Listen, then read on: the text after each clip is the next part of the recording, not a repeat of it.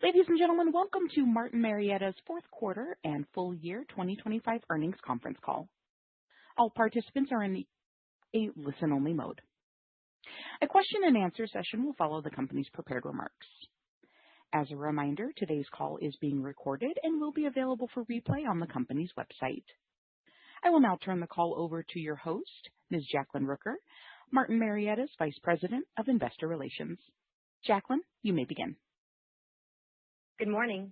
It's my pleasure to welcome you to Martin Marietta's fourth quarter and full year 2025 earnings call. With me today are Ward Nye, Chair, President, and Chief Executive Officer, and Michael Petro, Senior Vice President and Chief Financial Officer. As a reminder, today's discussion may include forward-looking statements as defined by United States securities laws. These statements relate to future events, operating results, or financial performance, and are subject to risks and uncertainties that could cause actual results to differ materially.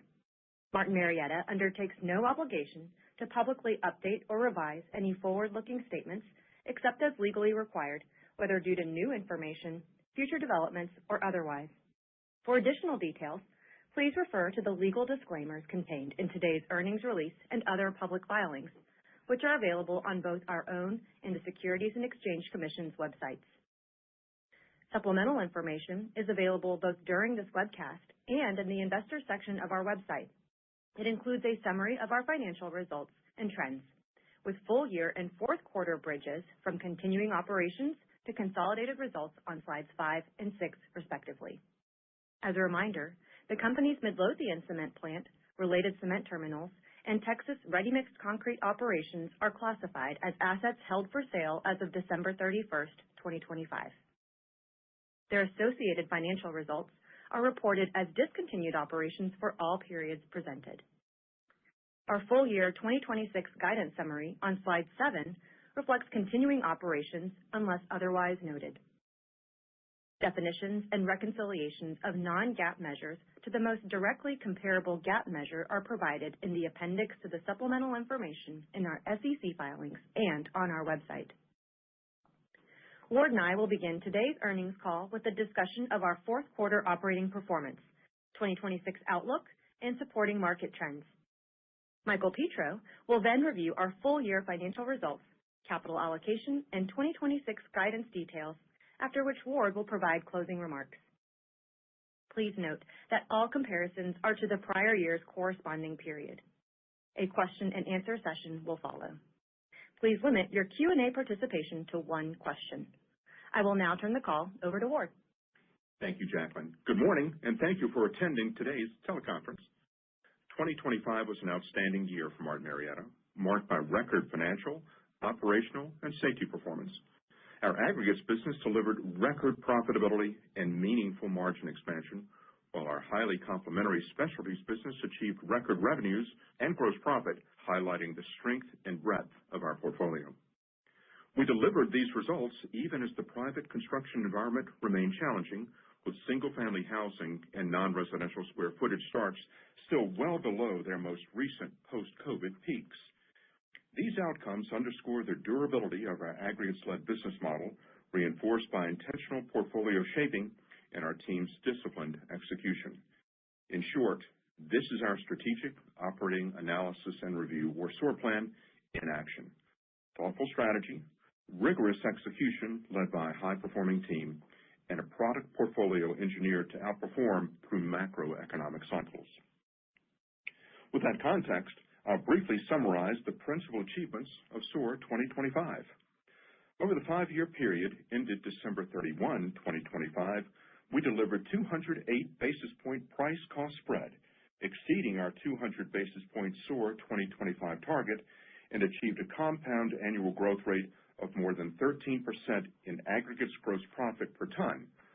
From a capital allocation standpoint, we announced or executed approximately $16 billion of portfolio-enhancing transactions. We invested $3.2 billion in sustaining and growth CapEx and returned $2.1 billion to shareholders through dividends and share repurchases.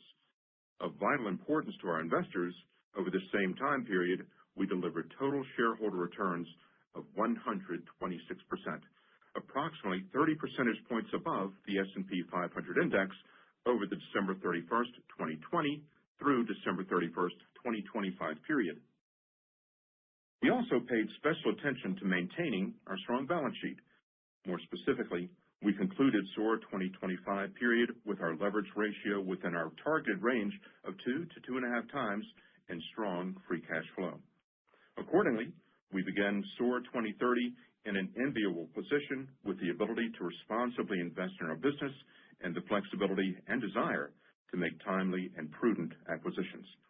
Indeed, by thoughtfully redeploying capital from cement and downstream asset divestitures into pure aggregates positions, we expanded our footprint coast to coast, increased the aggregates contribution percentage to consolidated gross profit, and enhanced our margin profile, all nicely positioning Martin Marietta for durable and sustainable growth.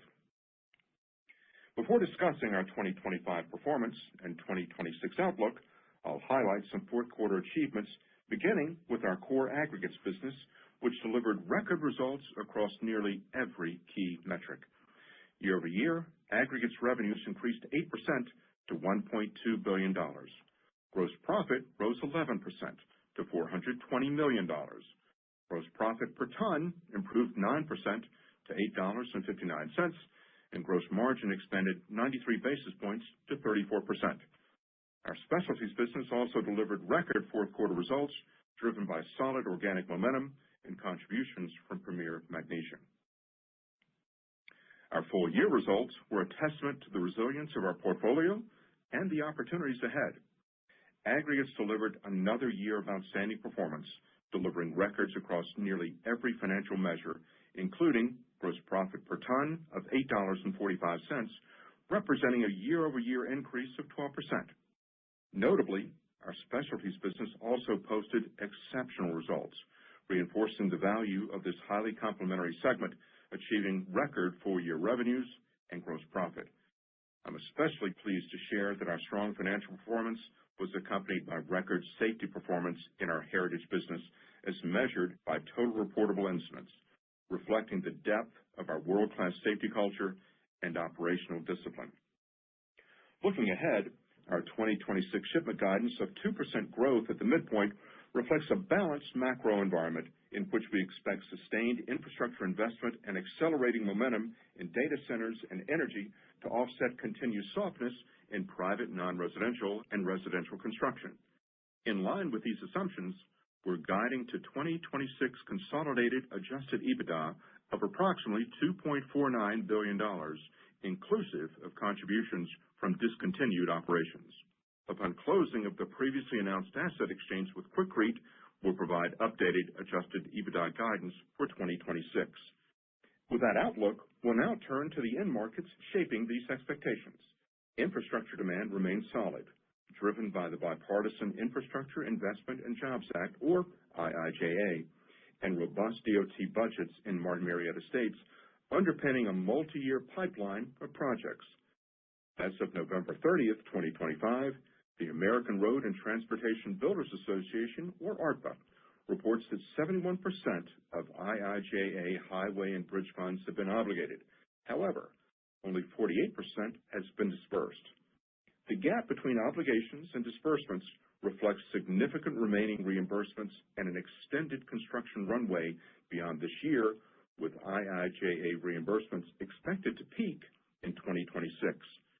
As enacted, the IIJA is scheduled to expire in September 2026. However, both congressional chambers have already begun shaping the next surface transportation bill. The House Committee on Transportation and Infrastructure's fiscal year 2026 views and estimates affirm bipartisan reauthorization intent ahead of the deadline, while federal leadership's focus on accelerated project delivery and funding stability reinforces the nation's commitment to sustained infrastructure investment. Equally important, state and local governments continue to strengthen their transportation funding frameworks by adopting new revenue measures designed to address long-term infrastructure needs, undertakings that continue to garner broad bipartisan support. A notable example in our company's home state of North Carolina is in Mecklenburg County, where voters this past November approved a 1% local sales tax referendum, That referendum alone is expected to generate approximately $19.4 billion over the coming decades to fund transformative improvements to roadway infrastructure and public transit across the Charlotte metropolitan area. Given broad bipartisan support within the Congress, as well as the administration favoring our nation's infrastructure, we remain confident in the timely passage of a new long-term surface transportation bill. Heavy non-residential demand continues to be driven by accelerating growth in data centers and the corresponding need for power generation. Spending on data center construction remains exceptionally healthy and continues trending upward, with Goldman Sachs Research estimating hyperscalers potentially deploying over $500 billion in capital in 2026, significantly increasing power demand and requiring new generation supported by an all-of-the-above strategy.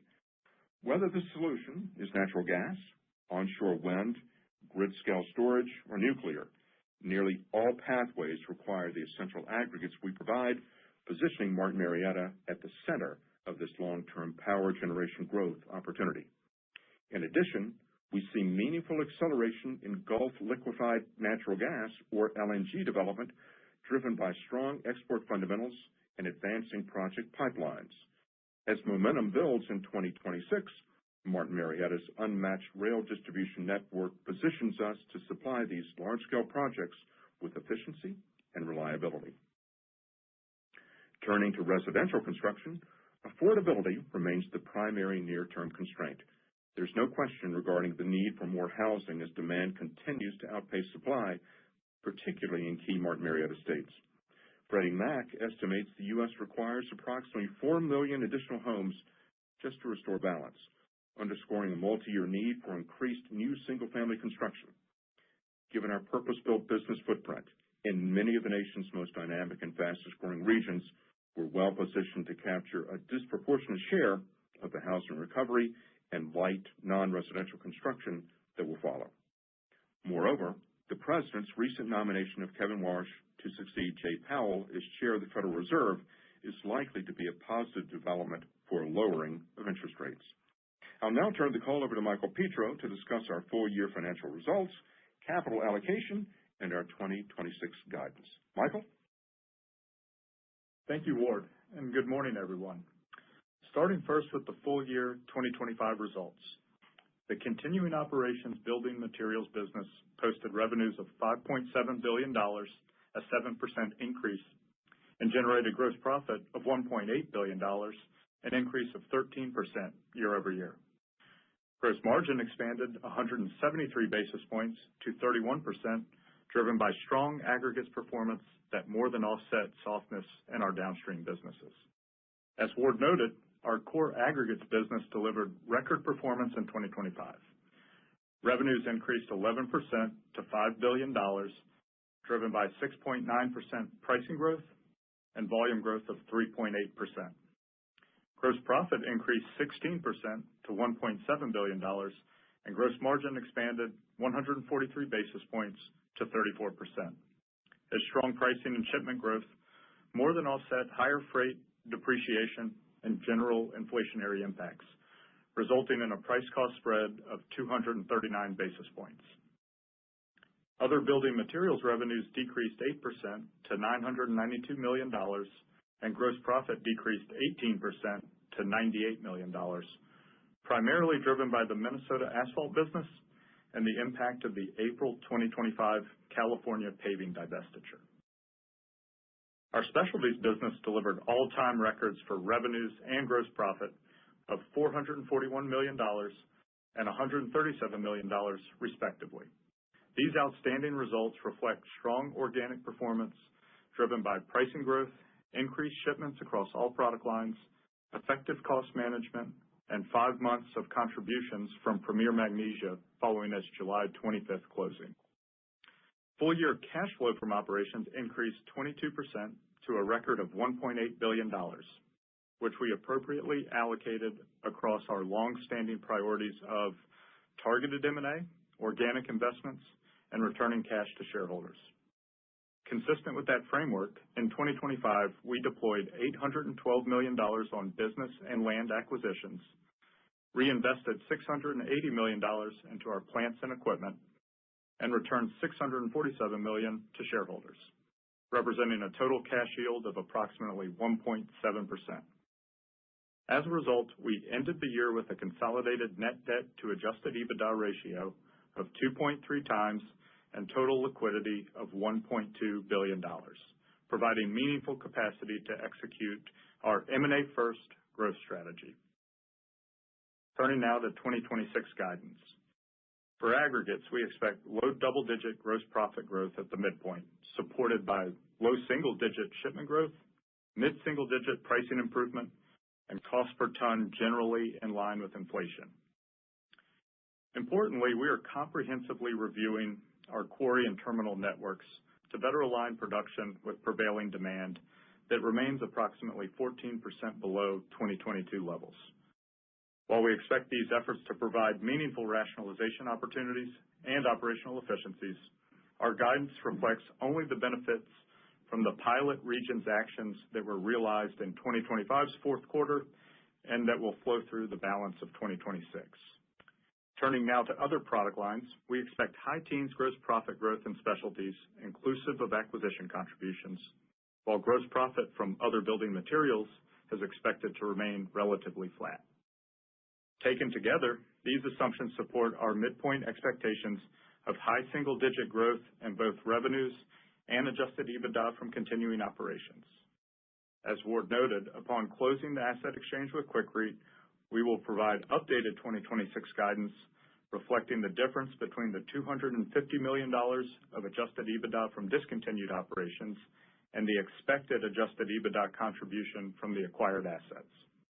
As we've indicated previously, planned capital spending of $575 million represents a 29% year-over-year reduction. This investment level is aligned with the business's ongoing needs and significantly increases free cash flow available for M&A and share repurchases. With that, I will turn the call back over to Ward. Thank you, Michael. 2025 capped another remarkable 5-year chapter for Martin Marietta, delivering exceptional safety, operational and financial results while achieving all the SOAR 2025 goals we outlined during our February 2021 Investor Day.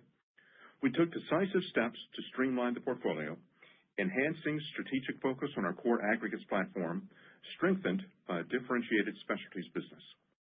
Building on this success, we launched SOAR 2030 at our Capital Markets Day, charting a clear path for continued growth and shareholder value creation. If the operator now provides the required instructions, we'll turn our attention to addressing your questions. Thank you. And we'll now begin the question and answer session.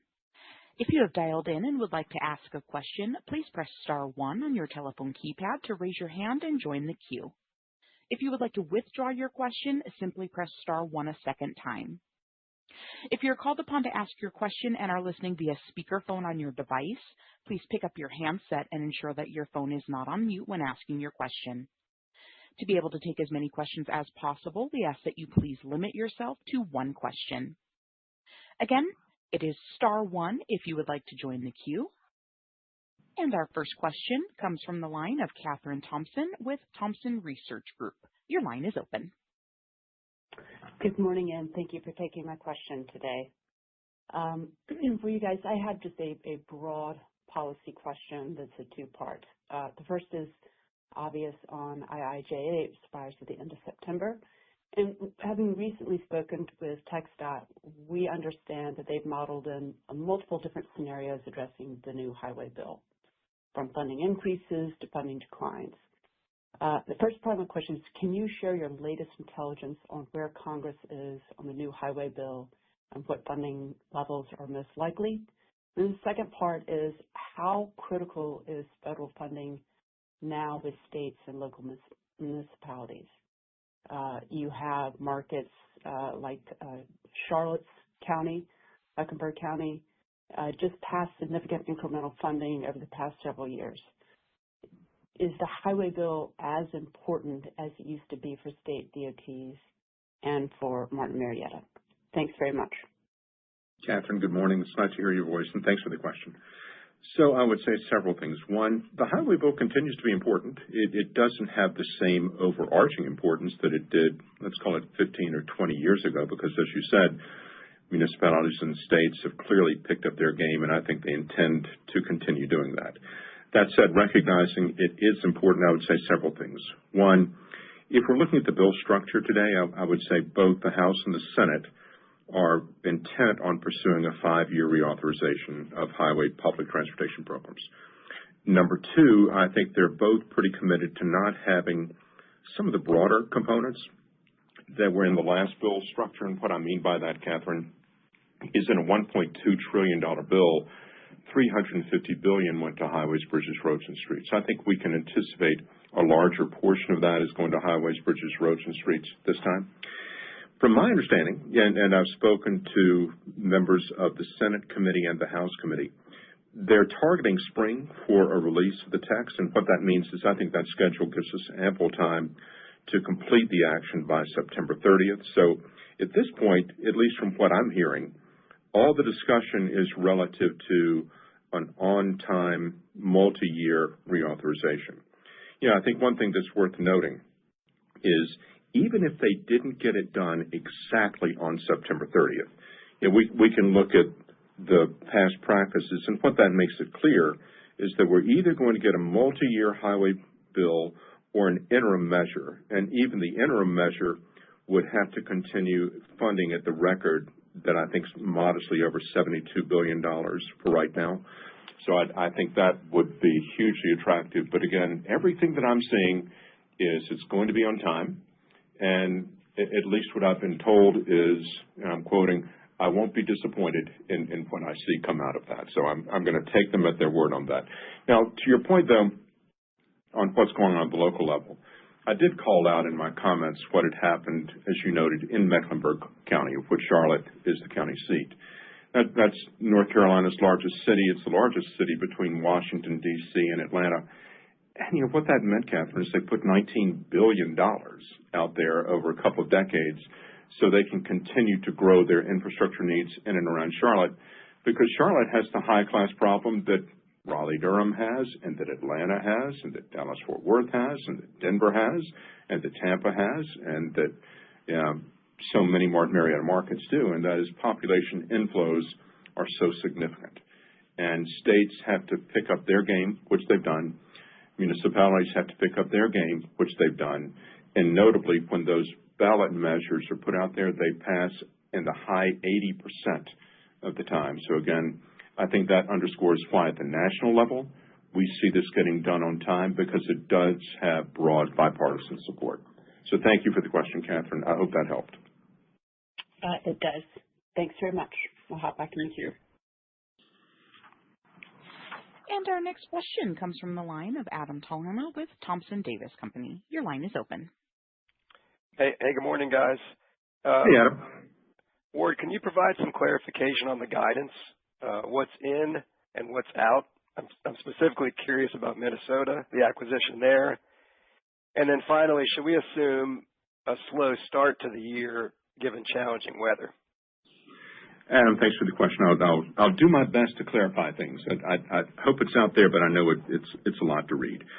So I would say several things. One, if we start with consolidated adjusted EBITDA in the midpoint of really let's call it $49 billion, that is truly an all-in number relative to, in many respects, how we finished the year last year. So does it have our heritage aggregates and organic aggregates business in it? You bet. Does it have disc ops? In other words, the cement in North Texas and the concrete that goes with it? You bet. So that's how I would capture what's in the consolidated adjusted EBITDA. Now, if we go to adjusted EBITDA from continuing operations, this is when it's got a little bit of shimmy to it. And here's what I mean by that. It's got the organic business in that. And really, that's what it has solely and uniquely.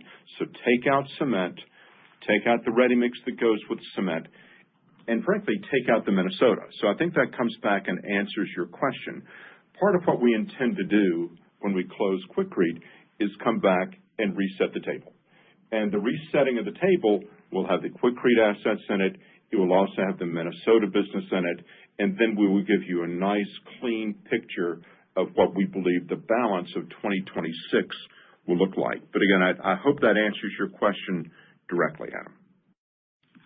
Oh, great. And then just maybe on the slow start to the year potential. Well, you know what? Potentially is a good word, because actually I'll talk more about Q1 when we report. What I'll tell you is this. I was not disappointed in what I saw in January.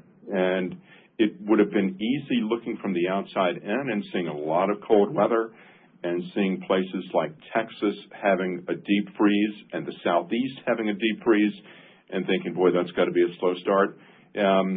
Actually, I saw really resilient performance in January, which I was heartened by. And part of what that led me to think, Adam, is I'm reflecting really on last year and the way that we gave you a guide to last year. As you recall, the words I think I used almost 12 months ago today is, I think we're giving you a nice measured guide, very thoughtful guide for the year. And you recall how the year played out last year. And I would like to see it play out that way again this year. And so far, I haven't seen anything in the early days that dissuade me of that view. Thanks, Ward. Thank you, Adam. And our next question comes from the line of Trey Grooms with Stephens. Your line is open. Hey, good morning, Ward and Michael. Hey, Trey. Hey, just kind of sticking with the guidance here. Given what we've seen with contract awards in your markets and maybe, what you're seeing from the field and hearing from your contractor customers, maybe on, both the public and private side, could you give us a little more color on, how your in-market assumptions and the mix there kind of build into your outlook for 1 to 3% volume growth this year? And then within that 1 to 3%, maybe where you see the most likely kind of swing factors within the range there. Will do. Trey, thanks for the question. I think that's a good one. Let me go through the big buckets and give you a snapshot of what I think that's going to look like. So if we start with infrastructure, that if we look at it for last year was about 37% of our business. Look, I see that up mid-single digits. I think that's going to be a good, steady story this year. I think that story could actually be better this year than we're guiding right now. Keep in mind, we've said 2026 should see those peak IIJA funds come in. So again, if that peaks the way that we think, that's going to be important. But keep in mind, you've still got 50% of the funds that have yet to flow. So 26 should be an attractive year, but frankly, so should 27. So I think that's really a big piece of it. I think the other piece that we spoke of before, if we're looking at our top 10 states, and I think this is an important thing to keep in mind, we're looking at their overall DOT budgets up about 7% from the prior year. So again, if we're looking broadly across Martin Marietta, and those top 10 states tend to matter disproportionately, again, their budgets look very, very good. I spoke in one of the earlier questions about what we've seen at the local level relative to referendums. A lot of those got passed last November. Obviously, the one that we've spoken of in Mecklenburg County, which basically is Charlotte, is an important one for us because that's a vital market to Martin Marietta. I mean, that kind of takes me through at least the infrastructure piece of it, and I do think there's probably some modest upside there. Non-res, if we back away from it, again, 35% of our business last year. It's interesting to me to look at it because if we're looking at total square footage starts, they're still 20% below the prior peak, even with the holy trinity of data centers, energy, and warehousing all moving in the right direction. But the thing that I'm taken by is, what I'm seeing right now, demand for data centers simply remains really strong. I mean, we talked about what's going on with Stargate in Abilene. We've talked about Google and their investments in South Carolina. Meta has recently reaffirmed their $65 billion CapEx investments in Louisiana. I mean, these are big numbers. But then what I like are stories like this. I mean, Project Jade, which is a large data center that really just got underway in Laramie County, Wyoming in December. That's going to be an enormous project, and we've got the closest proximate quarry of size to that. So I think all that's going to be impressive for a while. But what we're seeing is what you would have imagined, and I think this may supply more upside as well. What we're seeing in energy and its needs are pretty significant. So the U.S. power demand is expected to rise 25% by 2030. And again, these are all compared with 2023 levels. If we're saying from 2023 to 2050, it's going to have to go up by 80%. So again, if you're looking at something that can be a lever in this, that's certainly one of them. As we're thinking about data centers and we're thinking about energy, Texas, which is an important state for us where we're the largest aggregates producer, is clearly a leader in that. But importantly, and Trey, you'll remember when we were talking about V.C. Sumner 10 and 15 years ago as far as the nuclear plant in South Carolina. Now you've got Brookfield Asset Management who's come in there basically in a public-private partnership with Westinghouse, and they're basically looking to build large-scale nuclear reactors to support the growing demand in that state and beyond. The other thing that we're seeing, and frankly this is overdue from my perspective, is we're seeing LNG projects coming back as well. So you're getting closer to the Gulf. Port Arthur LNG is starting to move. So again, do I think there's upside on data centers? Yeah, I do. Do I think there's upside on energy? I do. But here's the other piece of it that's very different than I would have speaking to you about last year at the same time, and that is what's going on with distribution and warehousing. So again, we continue to see in a number of our markets, Amazon is growing. We've seen good examples of Walmart distribution centers coming in, Ross distribution centers. Delhaize, which is the owner of Food Lion in our part of the world, is building a nice distribution center as well.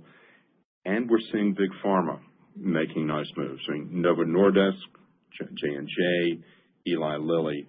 So again, as I'm looking at public, I see nice momentum and potential upside. As I'm looking at heavy non-res, I'm seeing nice momentum and I'm seeing upside. If I'm seeing places that frankly will be relatively flat, I mean that's where residential comes to the top of the pole, right? Look, you heard me say that I think we're likely to see declining interest rates. I think that's going to be helpful on res. I think that's going to be helpful, most importantly, on single-family res. At the same time, you saw the latest starts. They're really not very heady at all, but the need is acute. And I think one thing to watch is what's going to happen with adjustable mortgage rates and how popular do those become again, even ahead of watching interest rates decline. So do I think there's upside in public? Yeah. Do I think there's upside in data? Yeah. And do I think housing's likely to be relatively flattish with likely upside moving into next year?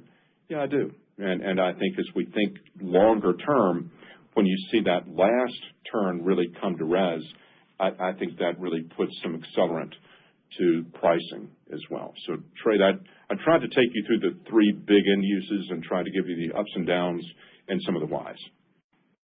Yep. Well, thank you for all the color words. Super helpful, and I'll pass it on. Best of luck. Thanks, Trey. And our next question comes from the line of Anthony Pettinari with Citi. Your line is open. Hi, this is Asher Sonan on for Anthony. Thanks for taking my question. Just, based on the guide you put out, it looks like the 250 basis points price cost spread guide is kind of still intact. I just was hoping you could walk us through what you expect for, your key cost buckets in 2026, like labor, raw materials, energy, maintenance, or et cetera. But I guess also really what gives you confidence that you can kind of keep costs down? Is it that you're seeing, lower inflation, or maybe there's some other levers you're pulling? Thanks for the question. I would say several things. One, look, we're seeing inflation running, let's call it 3.5%-ish. I mean, if we think about the things that will be involved in that, clearly labor is going to be a piece of that. We actually feel like supplies and some of those things will continue to move a bit. But at the same time, we don't see a lot of significant tariff activity in our space because so much of what we're buying and our markets tend to be uniquely in the United States all by themselves. If we're looking at the quarter itself, I would say several things were moving around in the quarter. One, we just had a degree of higher external freight costs, and what I mean by that is we had increased yard activity.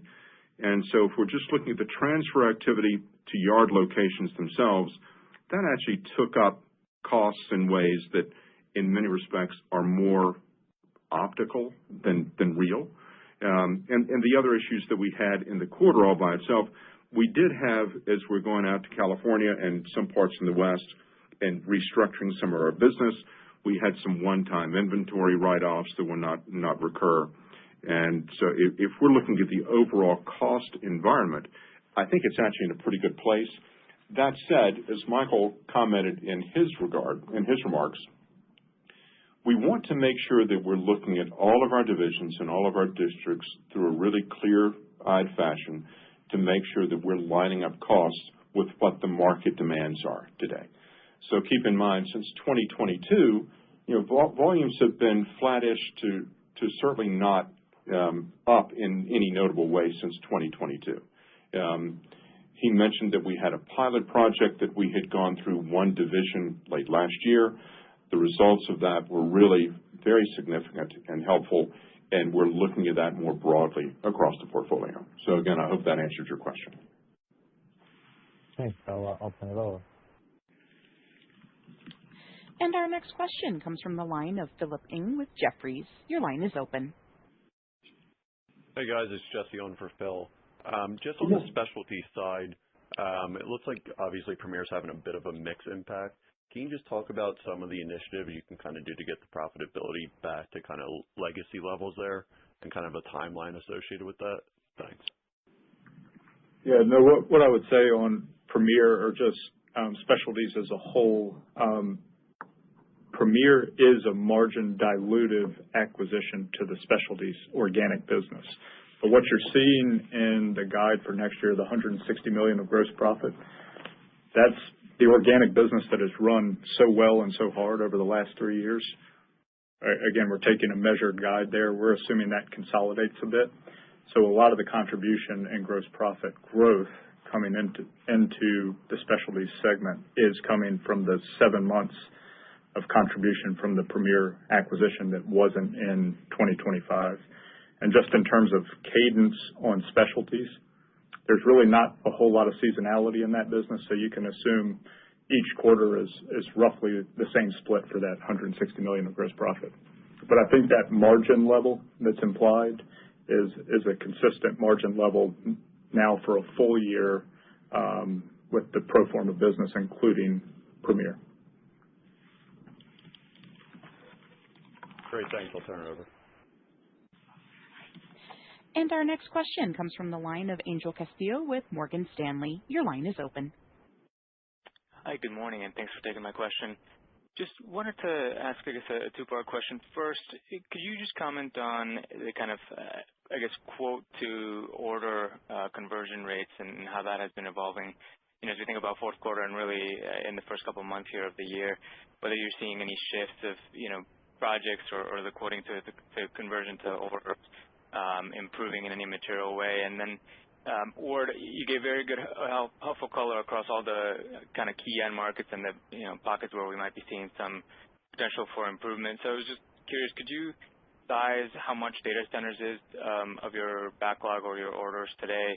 And then also maybe comment on manufacturing in particular. I think that's one area where we've been seeing on your slide, it's listed as more of a yellow or I guess orange. And then I think in the U.S. Census data, it's one of the pockets that seems to be actually seeing accelerating declines. So just curious what you're seeing on your side. Angela, thanks for the question. I would say several things. One, obviously part of what we're doing right now is using Precise IQ largely in the East. You'll see that rolled out across the company and pretty much in place by half year. We think that's important because part of what we've seen as we've used Precise IQ is it does several things. One, it clearly gives our sales team the ability to respond in a very quick, very agile, but very accurate way to our customers.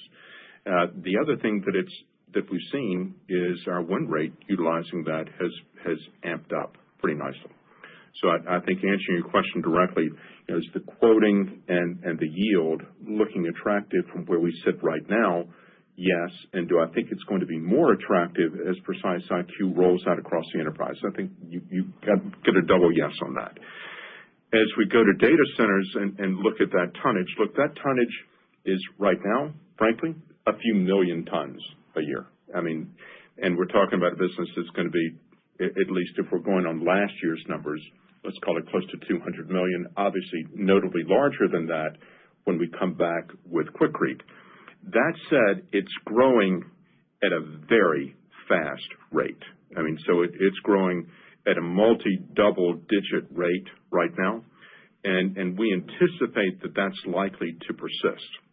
And equally, if we go to some of the other non-res areas that I spoke to, we continue to see, at least in our markets, manufacturing moving in the right direction. That's not going to be an immediate switch that's going to go, but if we're looking at it overall, I think that's the trend that we're seeing. And Michael, anything you want to add to any of that?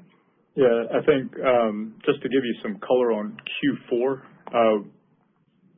the categories that we call the threes, because they all represent about 3% of our overall shipments, are data centers, now distribution centers and warehouses, which is down from a peak of closer to 7 or 8%, and manufacturing and power gen. Of those categories, data centers were growing at about a 60% clip. Warehouses themselves, coming off the inflection point, were growing at about 40%. So that just gives you a sense for those two categories that are 3% of our overall shipments, the growth rates. And manufacturing, given some of what we're seeing in pharma that's taking over for some of the decline in large semiconductor and battery facilities, the rate of decline in Q4 was the lowest rate of decline for the year. So we're hopeful that manufacturing starts to inflect, here in 2026, similar to what we saw in warehouses in 2025. Hope that helps, Angel. Thank you. Thank you. And our next question comes from the line of Tyler Brown with Raymond James. Your line is open. Hey, good morning, guys. Hey, Tyler. Hey, Ward. There's been a lot of chatter out in the market about pricing. You talked a little bit about it, but can you just kind of give us your thoughts about the state of pricing as you see it? Are you seeing anything geographically, dispersion-wise? Just any bigger picture thoughts about hitting that 5.5% ASP growth through 2030, which I think is what you laid out at the Analyst Day. Thanks. Tyler, thanks for the question. And I would say several things. One, no surprises from where I'm sitting. I think everything that we talked about at the Capital Markets Day is pretty consistent with what we put in our documents today. If I look just at the quarter just ended, all divisions posted mid-single-digit price increases. It was interesting in Q4 because actually we had a few project delays in and around, for example, Charlotte and Greensboro. And those are actually, from a pricing perspective, pretty attractive markets. So we actually saw volume growth in the East in Q4 modestly below the rest of the company. So that actually gives us an optical headwind if you think about what that means. And if you think about the guide, look at it in these terms. We're basically talking to 5-ish on price. We're talking to 2-ish on volume. And that's exactly what Q4 looked like, and Q4 was just a record. So as I think about taking that and really casting that forward, I don't see anything in that gives me degrees of pause. So again, I think we've got a nice rhythm and cadence on where we're going. And the other piece that strikes me relative to your question on pricing in particular, Tyler, if we go back to the conversation that I had relative to end uses, I said, look, infra's looking good and may look a little better. Non-res is looking good and may look a little better, at least on the heavy side. And we said housing, not so much, at least this year. Once that housing starts coming through, Tyler, and I think you and I know that it will, and I think when it does, it's going to particularly shine in Martin Marietta markets simply because of the way we built this business. Again, I think pricing, looking at the way that we talked about it last September and today relative to 2026, looks very steady. And I think if we see private start to move the way that I think private's going to move, I think that's actually very helpful to pricing even going forward. So again, I hope that responded to your question, Tyler. Yep. No, that's very helpful. Thanks, guys. Appreciate it. Take care. And our next question comes from the line of Garik Shmoy with Loop Capital. Your line is open. Oh, hi, thanks. Just wanted to piggyback on the last question, but ask it from a gross profit per ton perspective. I think you're guiding to 8% growth at the midpoint of guidance this year. I think, relative to SOAR 2030, I think that was closer to low double digits. So just wondering if the variance there is on the volume side, is it related to housing coming back? And, any thoughts on gross profit per ton and the level of conservatism in the guidance this year? Yeah. Hey, good. Happy to take that question. I think you're saying the implied gross profit per ton is around the 9% versus double digits. What I would say is ag gross profit dollars are at the midpoint up 11%. And what Ward said is we were taking a measured approach to the guide in terms of not only probably volume, but the other place where we're feeling a bit measured is on the cost side. So underlying inflation, as Ward mentioned, is running at about 3.5%.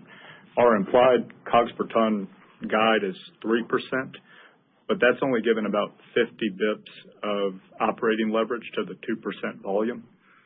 So we would expect to have more operating leverage than that, and to put it in perspective with some sensitivities, each 1% reduction and COGS per ton inflation, holding everything else constant in our guides, about another $35 million to ag gross profit. So if there's upside, it's likely on the COGS side as we continue to take some of the lessons learned from our pilot regions, network optimization efforts, and roll that out across the company. But that is not contemplated in our guide here in February. Okay, perfect. Thank you very much. Thank you, Garrett. And our next question comes from the line of Ivan Yi with Wolfe Research. Your line is open. Thanks. Good morning, guys. Just want to go back to the price-cost spread you were talking about. Can you just comment on that trajectory going forward? With pricing expected to deflate to plus 5% in 26, does the price-cost spread then narrow this year? When can it reaccelerate? Thank you. You're welcome. Thank you for the question. Look, as Michael and I both said, I think we've taken a very measured view of what that's going to look like this year. I think what we talked about was seeing it more than that as we went through the SOAR 2030 period. So we didn't necessarily think we were going to come out of the gate at that level. We think it's going to continue to build. And we believe, given the cost profile that we have and where I think we'll actually drive that, and what I believe is likely to happen to volumes over the coming years as private construction has a degree of recovery. We don't look at that price-cost spread that we discussed in September and have any concerns about that. We feel very confident in our ability to hit that. And I think if we're doing what we're doing in this year and it builds into next year in the way that we think and have a high degree of confidence that it will, I'm not losing any sleep over what that's going to look like. Thank you. You're welcome. And our next question comes from the line of Keith Hughes with Truist Securities. Your line is open. Thank you. I just want to switch back to the IIJA. You had talked about temporary measures. I think maybe continuing resolutions. We've seen a lot of those on these highway bills expiring. If we go down that path and we don't get a new plan, what does a continuing resolution do to your business, either positive or negative? You know what, Keith, that's a good question. I don't think it does anything negative to the business at all because, again, if we ended up with a CR, it's going to continue funding at the record level of $72.1 billion. So it would continue basically at a record level. And again, as we discussed, as important as the highway bill is, so is the state DOT posture. So if we're looking at a very healthy state DOT posture, as I said, up 7% on average on our states as we head into the new year. And in a worst case scenario, again, that I don't believe we're going to be confronted with, that we end up with CR, we just end up at the same level that we are. So if you go back to the notion that I said, look, I think there's upside in what we're going to see in public this year. I think you're going to see another really strong year in public next year simply because you've still got 50% of the funds that need to work their way through. So again, I'm not looking at September 30th with any form of foreboding that's going to be something that's going to be significantly bad at all to our business. I think we'll have a new bill. I think the new bill will have more highways, bridges, roads, and streets. I think it'll be on time. And if we don't, I think the beat goes on. I hear you. One of the things investors, I think the ones that have really studied this to get fearful of, is not so much that spending falls off dramatically in 27, but the ARTBA projection shows falling infrastructure spending in 27. If you get a CR, would the market not be flat to up in 27 in that scenario? I think if you got a CR, it would probably be relatively flat to modestly up, again, because you'd have the same degree of funding, and you're going to have state DOTs picking up, again. So I think the biggest piece of our business, as I said, that was not quite 40% of our business this year, would continue to be ballast in the boat. Okay, Brett. Thanks a lot, Ward. Thank you, Keith. And our next question comes from the line of Brian Brophy with Stifel. Your line is open. Thanks. Good morning, everybody. Appreciate you taking the question. You referenced the network optimization initiative a few times. I guess any color on the pilot that you referenced and how that unfolded, and any feedback on what this could mean for the cost profile or margin profile for the total business as it's fully rolled out through the enterprise, and how should we be thinking about the timing of some of the benefits? Thanks. Let me talk to you broadly about what it was, and Michael can come back and add some color on what it might mean. I think that's probably a good way to do it. So if we think about what it was, what it means is if we've got networks of quarries that are servicing our customers, but in some instances, because volume is not running at particularly peaky levels today, we can look and idle or not run a site as hard and run another site much harder, getting leverage on the volume that's going through there and taking a look at which ones may be simply the most efficient in any given market. That's what we're talking about doing. Now, of course, when we do that, we do it with the customer top of mind, because we have to make sure we're in a position to take care of their business needs and make sure we're in a position to do that without creating degrees of supply disruption or additional cost in their world from more transportation. So what we found, and we looked at this in the West in particular, is where we had degrees of market presence that allowed us to do that, and we could temporarily do something with the site and make sure we're using other sites more productively. It helped in multiple different ways. So with that, I'll ask Michael to speak to what it could potentially mean. And obviously, we're going to talk to you more about this as the year goes on. Yeah, no, I think starting with the pilot is important. So like we said, we saw that flow through in Q4, so measures implemented in Q3 of last year. And that meant COGS per ton declining year over year in that pilot market. So we had the benefit of that. That was overcoming the restructuring charges that are in our adjusted EBITDA. Not the full amount, but some of that was hitting ag gross profit in that pilot region where they still had declining COGS per ton, to put it in perspective, without pulling that out. So the opportunity set is rather large. We want to complete our assessment across the entire footprint before we come back and quantify it. And we expect to have that quantification done by mid-year, and that's when we will revisit the guide and update our COGS per ton assumption accordingly. But I think it's important to note, we're guiding to 3% COGS per ton in the implied guide. If you exclude the external freight, which is just pass-through freight to the customer, so not gross profit impacting, and if you exclude those restructuring charges that hit ag gross profit, our underlying COGS per ton, fully loaded with depreciation and otherwise, was growing at a 2.7% rate in Q4. So we're guiding modestly above that, but that'll give you a sense of some of the conservatism that we feel we've included in this early guide. Really appreciate it. Thank you. And our next question comes from the line of Timna Tanners with Wells Fargo. Your line is open. Yeah, hey, good morning. Thanks for getting us in. Wanted to just ask if you could share anything with us about the timing of the Quick transfer closing, and any updated thoughts on the pipeline would be great. Thank you. So thank you, Tim. Nice to hear your voice. I would say several things. One, we had put out a release at the end of the year saying we anticipated closing in Q1. We still do. The long pole in the tent is real estate. And it was interesting, Timna, because we went through the regulatory piece of it probably quicker than we or anybody else would have anticipated. So right now, and of course the agreement itself is publicly filed, so you have an opportunity to read that.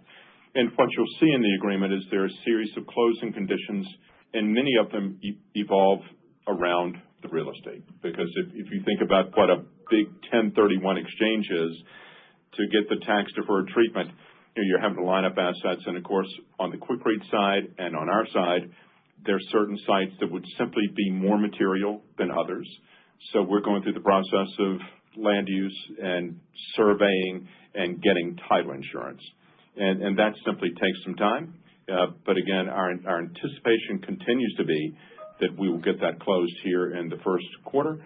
I think the other part of your question was relative to pricing? No, it's about anything updated on your pipeline or how you're seeing the opportunities and acquisitions. Oh, just on that outlook. Look, the short answer is that's going to continue to be a nice, attractive driver for Martin Marietta. We have been and continue to be engaged in a number of significant conversations, as I think I indicated at our Investor Day or Capital Markets Day.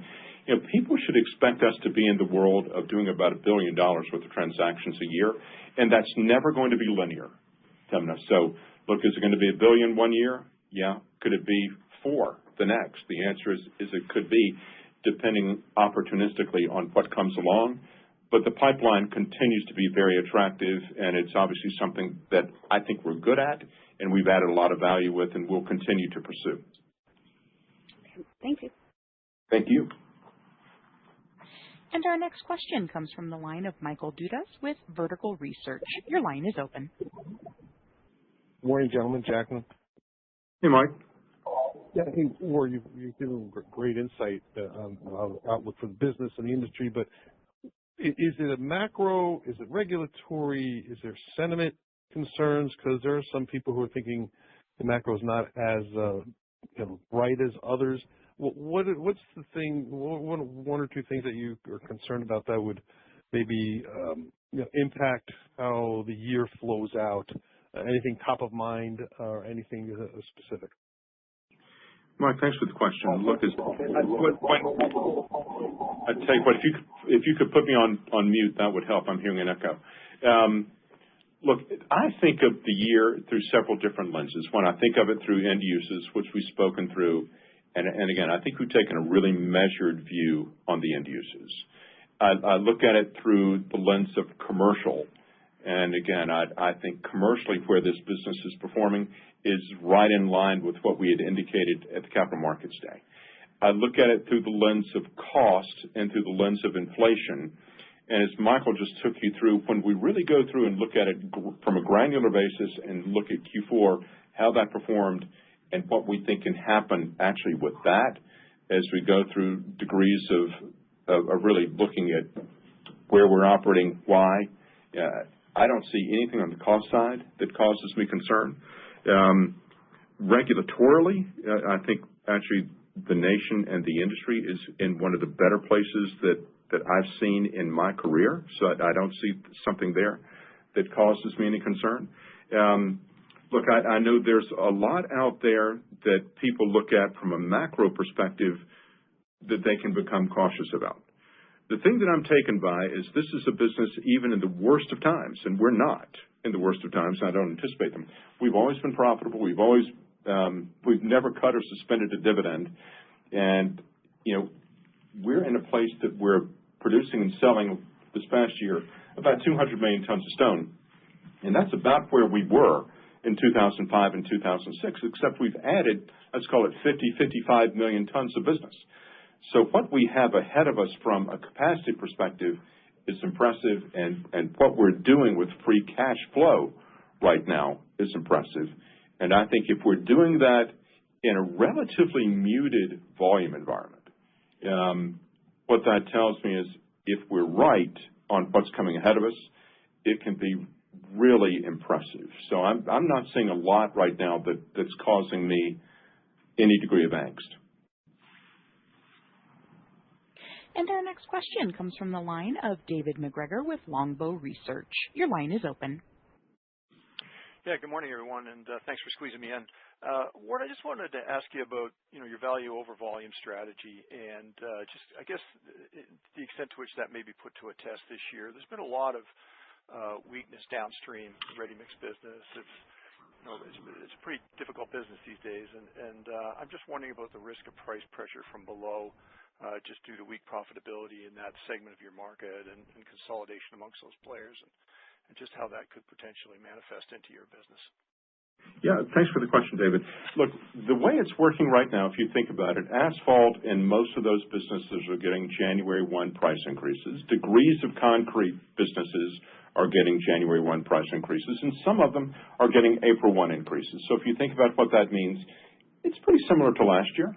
And of course, the conversations have already been had. People know where we are going into the new year. We have not baked mid-years into what we've done. If I'm right on what could happen relative to public and degrees of heavy non-res, there may be some opportunities for mid-years. Keep in mind too, David, after we've closed Quikrete and then give you the forecast on Minnesota, both those businesses tend to have lower ASPs than Martin Marietta. So that's going to give you an optical headwind when we put those into our forecast going forward. But again, my view, if we go back to the Capital Markets Day, is we're not going to stay chronically at double digits. We're not going to go back, in my view, to where we were, a decade ago from a percentage perspective. We're going to land somewhere in the middle, and the swing factor on that is going to be what happens with volume. So I think what we're guiding to is very consistent with that. And again, I think there's probably upside risk to it relative to what could happen with mid-years and what can happen as volume returns to it. So I hope that answers your question. We're pretty resilient around assuring that we're getting appropriate value for our products. It's hard to buy these businesses. It's hard to permit these businesses. It's hard to put a spec product on the ground, and I want to make sure we're getting appropriate value when we do. Got it. Thanks very much. Thank you, David. And our next question comes from the line of Brent Tolman with D.A. Davidson. Your line is open. Yep, thanks. Hey, Ward, it seems to me housing could be one of the more dynamic markets for you in the next year or two. So you sort of think back on the business over time. How should we think about sort of this lag from permits and starts to having some noticeable sort of impact to your business? I've always looked at that historically as having probably a 3 or 4 month lag. I'm not sure it's going to be that long this time, Brent. So again, part of what you're not seeing is what does square footage look like in those numbers. And again, as we continue to see big square footage and non-res roll out at pretty big numbers, I think that's going to be a big consumer of stone. And again, I think the public side of this is going to be healthy, and it's going to be healthy for a while yet. So I'm not seeing, I wouldn't let those numbers and any purported delays drive my model in either particular direction, Brent. Okay, thank you. And our final question comes from the line of Judah Aronovitz with UBS. Your line is open. Hi, good morning. Thanks for taking my question. Can you just talk about your confidence level in the 5% pricing for 26? Is that based on pricing already in place, or is there maybe some more work to do to achieve that, maybe based on bid work? And then if you could comment on if there's any mixed headwind from base or any other puts and takes. Thank you.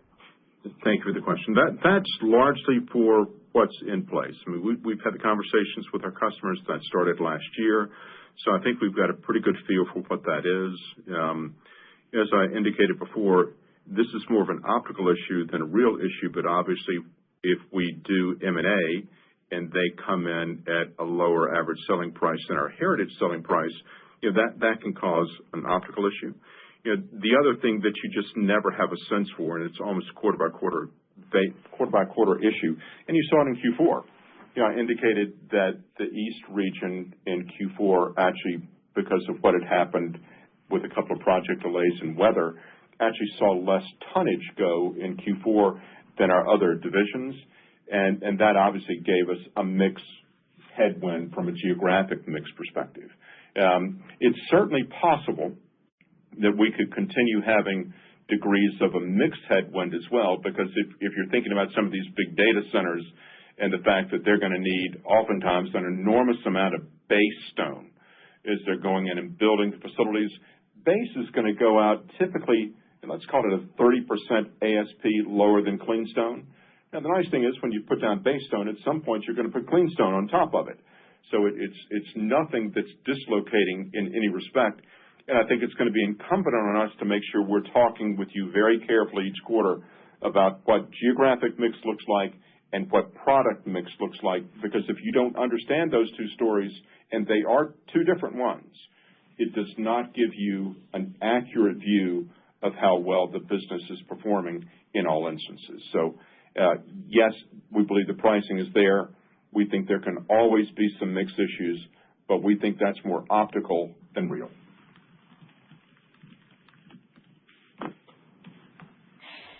And that concludes our question and answer session. I will now turn the conference back to Mr. Ward Nye for closing remarks. Abby, thank you for that, and thank you all for attending today's earnings conference call. Over the past 5 years, deliberate portfolio shaping strengthened our presence in key markets, optimized our product mix, and enhanced our earnings profile. As we transition from the achievements of SOAR 2025 to the disciplined execution of SOAR 2030, which is already underway, we see a well-defined platform for advancing our growth ambitions and delivering enduring shareholder value. Our aggregates-led foundation, complemented by our high-performing specialties business, provides a durable platform uniquely suited to achieve the objectives of our next strategic plan. With this resilient foundation and a culture built on safety and commercial and operational excellence, we enter the next chapter of SOAR with confidence and clarity of purpose, focused on compounding returns and delivering superior, sustainable results for our shareholders in 2026 and beyond. We look forward to sharing our first quarter 2026 results in the coming months. As always, we're available for any follow-up questions. We thank you for your time and continued support of Martin Marietta. And ladies and gentlemen, this concludes today's call, and we thank you for your participation. You may now disconnect.